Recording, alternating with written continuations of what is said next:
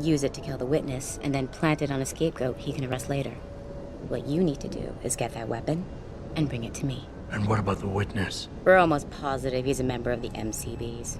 Once you know the location, you'll need to get there, take care of any opposition, and prep him for retrieval. Prep him? Well, you know, he's a gangbanger, Jensen. He's not going to turn in peacefully, but we need him alive. So I guess you're going to have to play this one macho and knock him out.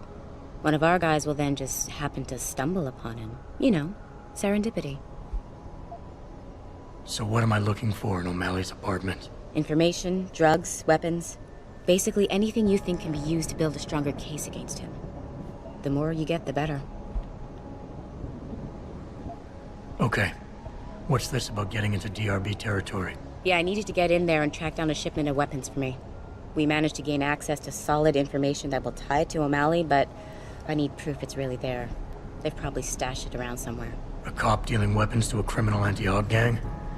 Not a pretty picture. Got that right. I guess we both agree. Nothing good can come out of this, huh? I don't know where exactly the DRB's cache is, but I know there's a bonus for you if you manage to sneak in and out without being spotted. Would make shit easier to handle on my side. Okay, let's do this. You can contact me on my info link if anything comes up. Excellent. Oh, and Jensen, one last thing.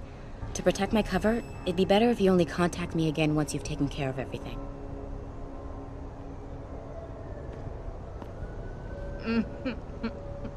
You promise not to be too rough, and maybe I'll give you a freebie, sugar. How about a little sugar, baby? I'll give you a Motown special.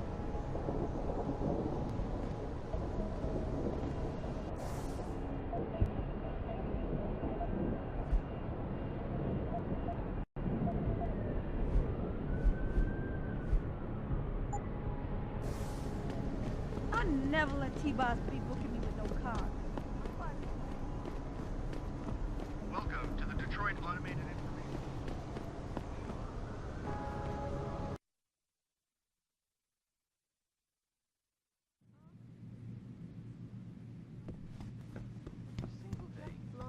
Have you found anything?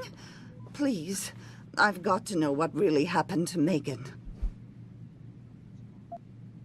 I've investigated all of Detective Chase's leads. You were right. Something was off with Megan's case. So, what did you find? There were only 3 people who got out of the labs alive. Me and 2 others. One died in the hospital a few days later. The second one, a lab tech, was ready to give a detailed description of what he saw.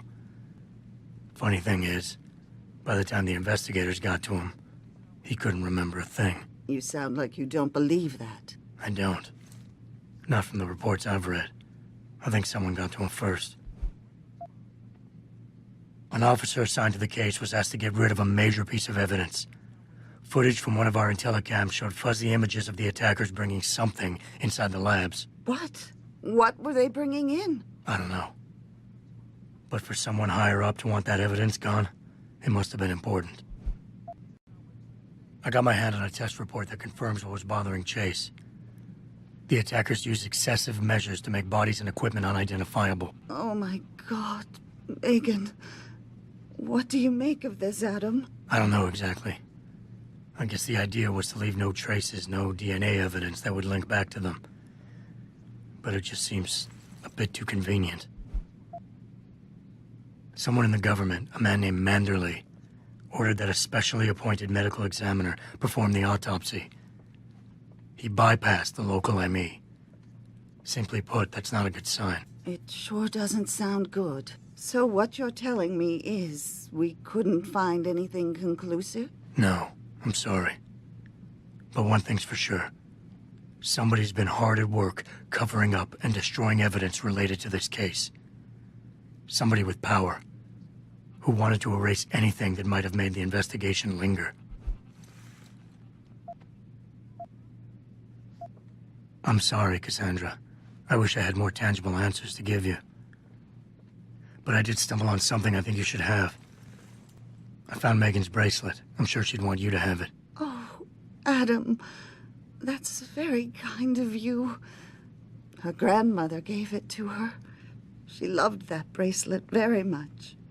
Thank you for all you did. And, do you know exactly how Megan died?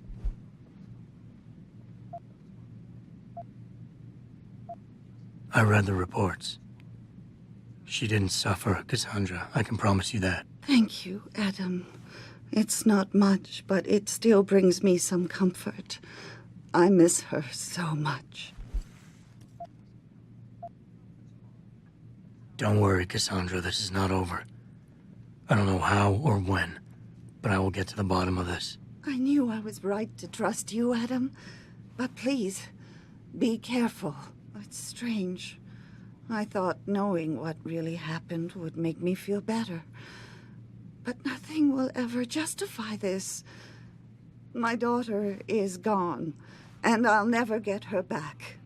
I wish I could be sure she gets justice. Trust me, she will. Following yet another anti-augmentation demonstration. This time, patients will be able to access. Where are you, Jensen? I haven't got all night. Hello, Pritchard. I'm almost in my apartment now. Well, when you do get in there, connect the neural hub to your computer. I've created a secure tunnel, and I'll take over remotely. You can access my personal computer. Who do you think configured your security protocols?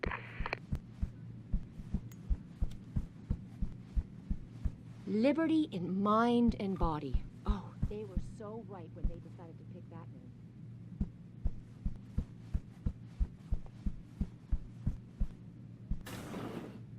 Welcome home, Mr. Jensen.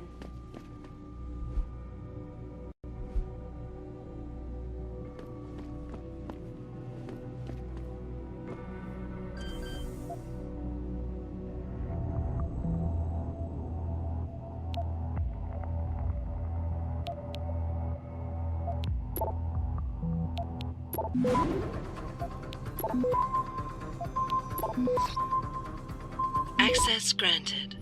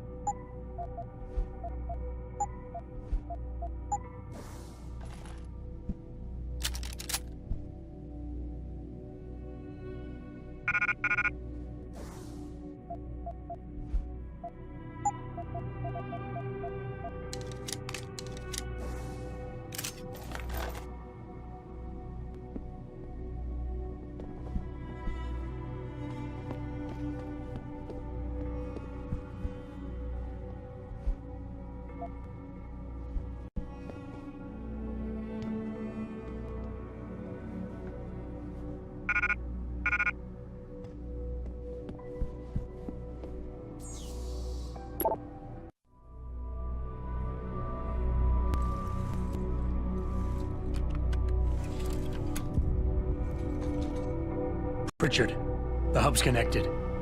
I know. Now be quiet and let me concentrate. I need his name, Pritchard, not his entire genetic history. That's not his DNA. It's the data he was trying to steal from us before he... My God, Jensen. Your suicide hacker didn't kill himself. You obviously didn't see his brain splattered all over the floor. No, you don't understand. The wet drive modification in this chip, it allows someone to hack through you. It turns you quite literally into a human proxy. So he wasn't working alone. Someone off-site was doing the actual hacking. Exactly. And whoever it was tried to hide his location by using multiple satellites. But I may have just traced him to here. An abandoned factory complex in Highland Park. Get me the address, Pritchard. Because if we're lucky, whoever pulled our terrorist strings might still be there.